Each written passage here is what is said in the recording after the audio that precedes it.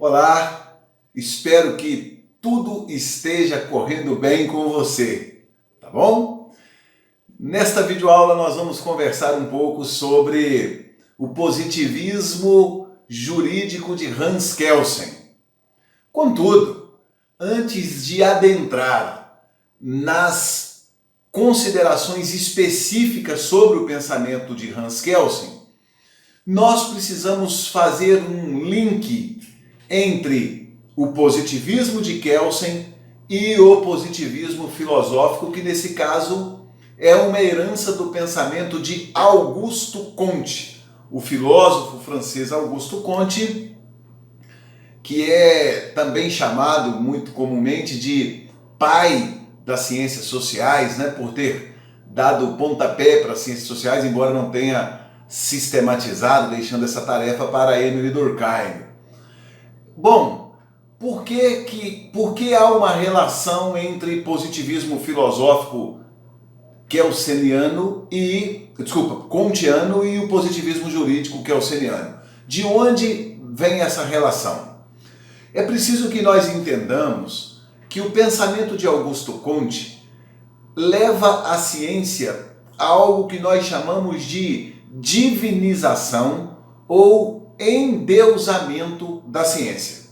Divinização ou endeusamento da ciência. Em outras palavras, o pensamento do francês Auguste Comte acaba levando a ciência a ocupar, no século XIX e seguintes, o lugar de deusa da sociedade. De que modo isso acontece? Comte estabelece um estudo sobre a história da humanidade e ele afirma, numa obra chamada Curso de Filosofia Positiva, Comte afirma que a humanidade teria passado, desde o seu surgimento até então, por 3 estados, ou 3 estágios, tanto faz. E que estados ou estágios seriam esses? O primeiro ele chama de estado ou estágio religioso ou mítico, o segundo de metafísico ou filosófico e o terceiro de científico ou positivo. No primeiro estado, o estado religioso ou mítico, predominam as explicações forjadas pelo elemento fé. Ou seja, tanto o mito como as explicações religiosas, que na antiguidade estão muito intimamente ligadas aos mitos, explicam as coisas tendo como fundamento das explicações este elemento fé. As pessoas, por terem fé naquela narrativa, a aceitam como válida e como verdadeira e, portanto, organizam o seu existir a partir daquela hermenêutica, daquela interpretação sobre a realidade. Nós estamos falando do período anterior, no caso da cultura ocidental, nós estamos falando do período anterior ao surgimento da filosofia, que a gente chama de mitologias, né, ou de período mítico e assim por diante. Para Auguste Comte, quando a humanidade explicava as coisas com base essencialmente na fé, portanto gerando explicações míticas ou religiosas, para o Auguste Comte, nesse momento a humanidade estava na sua fase infantil, ok? A humanidade estava na sua fase infantil. Mas ele diz assim, bom, todo mundo cresce na vida, né? Todo mundo evolui, e a humanidade também evoluiu, deixou de ser criança e se tornou uma jovenzinha, uma adolescente jovem, vamos assim dizer, aquela que está ali na fase, na passagem da adolescência, da puberdade para a juventude. Quando a humanidade alcançou esse estágio um pouco mais evoluído, ela deixou as explicações baseadas na fé de lado e passou a adotar explicações baseadas na racionalidade. É isso mesmo. Daí então começam a predominar as explicações de natureza filosófica ou metafísica. Essas explicações filosóficas ou metafísicas baseadas na racionalidade representam um momento um pouco mais avançado na evolução da humanidade, mas para Augusto Comte, a despeito de ser um pouco mais avançado, ainda não é a fase adulta da humanidade. Ela ainda teria que caminhar um tanto mais, vamos assim dizer. Então, diz ele, com o desenvolvimento da humanidade a partir do século XVI, mas precisamente no momento em que ele estava vivendo ali no século XIX, a humanidade teria chegado à sua fase de maturidade, à sua fase adulta. E na sua fase adulta, ela explicaria as coisas por meio da ciência. E o que garante a explicação científica na visão comtiana? O método científico. Então veja bem, eu tenho o estágio mítico, o estágio filosófico e o estágio científico. No primeiro, predomina a fé, no segundo, predomina a razão, no terceiro, predomina o método científico. O primeiro representa a infantilidade da humanidade, o segundo representa a juventude da humanidade e o terceiro representa a fase adulta da humanidade. Essa teoria de Comte, como falei, está trabalhada na obra Curso de Filosofia Positiva. Tem um momento nessa obra que Comte chega a dizer que, na época dele, a filosofia tinha alcançado a plenitude, tinha alcançado o ápice. Ele chega a afirmar que a ciência da sua época estava preparada para responder a todo e qualquer problema que até então atormentava a humanidade. A ideia é, se tem algum problema para o qual não há solução, o problema é que é falso. Ou não tem relevância. Ou é algo sem relevância, pode deixar para lá, ou é um problema falso. Daí então, a ciência, que é esse momento comtiano de maturidade, passa a ser endeusada, divinizada. E isso não é força de expressão. Depois você consulte aí na internet sobre a religião da humanidade. Comte chega a propor, e os seguidores de Comte chegam a colocar em prática, uma nova formatação religiosa, uma nova religião, chamada de religião da humanidade. É muito curioso, porque os elementos das religiões que tinham a fé como referencial são substituídos por outros elementos, né? E esses outros elementos estão garantidos pelo método científico, né? A ideia comtiana, e que vai acabar aparecendo nessa chamada filosofia da religião, nessa religião da humanidade, a ideia é a seguinte: se outrora as pessoas procuravam os líderes espirituais para se orientarem, né? Lá na antiguidade procuravam o oráculo para receberem informação sobre algum problema presente ou futuro, enfim. Agora as pessoas vão procurar outros líderes. Os sacerdotes agora são os cientistas, né? Os cientistas são apresentados na religião da humanidade como os sacerdotes dos novos tempos.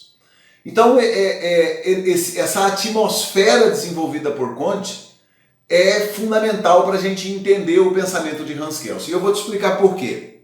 O que acontece, na verdade, é que, a partir de então, começa a acontecer, em todas as áreas do conhecimento, uma corrida à cientificidade.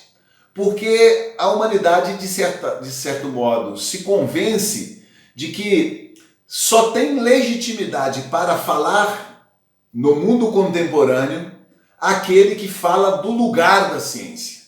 E veja bem, eu não estou aqui apresentando nenhuma crítica a isso não, tá bom? Estou dizendo qual foi o desenrolar da história.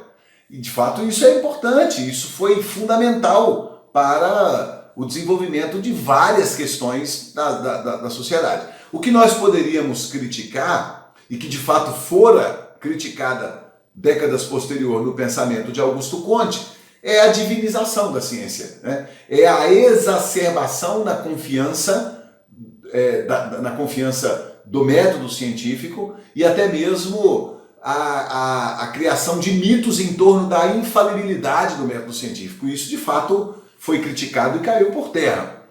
Mas a ideia fundamental a ser compreendida aqui é: quem tem autoridade para falar? Quem tem legitimidade para falar no campo da psicologia, no campo da sociologia, no campo da medicina, em todos os campos relevantes para a vida humana?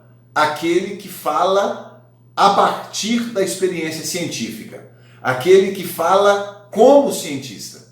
Então, o que Kelsen vai fazer na teoria pura do direito? Kelsen vai desenvolver uma abordagem jurídica baseada nessa ideia de que o direito, para ter legitimidade, para gerar segurança jurídica, para ser firme, para ser fiel, tem que ser também garantido pela força da cientificidade. Isso fica muito claro no título da obra de Kelsen, de Hans Kelsen, que trata dessa questão: Teoria Pura do Direito. Por que teoria pura do direito? Do que trata essa pureza aí? Trata do rigor metodológico. Porque na visão kantiana e dessa visão tradicional clássica da ciência pós-kantiana, tudo aquilo que não é 100% objetivo representa impureza para a ciência. A ideia que se desenvolve é que o cientista produz um conhecimento absolutamente puro de qualquer intervenção ou interferência do mundo externo à produção do conhecimento científico. Portanto, quando o cientista fala, aquilo que ele está falando, essa é a visão dessa visão clássica da ciência vinda lá do pensamento de Augusto Comte. Quando o cientista fala, você pode confiar, porque o discurso do cientista é quase que uma transliteração da realidade, é quase que a transformação em linguagem discursiva científica da própria realidade, entende? Então o cientista ele goza desse crédito de fazer um conhecimento não contaminado por nenhuma questão de ordem ideológica, por nenhuma questão de ordem religiosa, valorativa, moral. Ou seja, ele faz um conhecimento puro. Essa ideia de pureza que está presente na visão clássica de ciência vinda de Augusto Comte vai impactar diretamente toda a leitura que Hans Kelsen faz da realidade. E é muito importante entender isso, porque quando a gente começa a ler a teoria pura do direito, quando a gente começa a aprofundar na compreensão desenvolvida por Hans Kelsen na teoria pura do direito, uma série de coisas só tem sentido porque Kelsen está imbuído desse desejo de fazer com que o direito seja tratado de modo absolutamente científico. Daí a ideia dessa pureza, né? Eu vou confiar na fala do jurista, especialmente do magistrado, porque quando ele se posiciona com relação a alguma realidade jurídica, ele o faz observando rigorosamente os critérios de cientificidade adotados na ciência jurídica. Olha a expressão aí, ciência jurídica, ok? Essa introdução, ela é muito importante para que a gente compreenda, para que a gente entenda os posicionamentos de Hans Kelsen trazidos lá na obra Teoria Pura do Direito, ok? Muita gente fala que Kelsen está completamente ultrapassado, Eu quero desde já, no final dessa aula, dizer para você que é preciso tomar muito cuidado com estas narrativas que querem descartar por completo o positivismo jurídico e em especial o positivismo de Kelsen. Nós veremos posteriormente que é preciso fazermos uma leitura bastante crítica do positivismo, mas descartá-lo é temerário, é perigoso, para falar a verdade.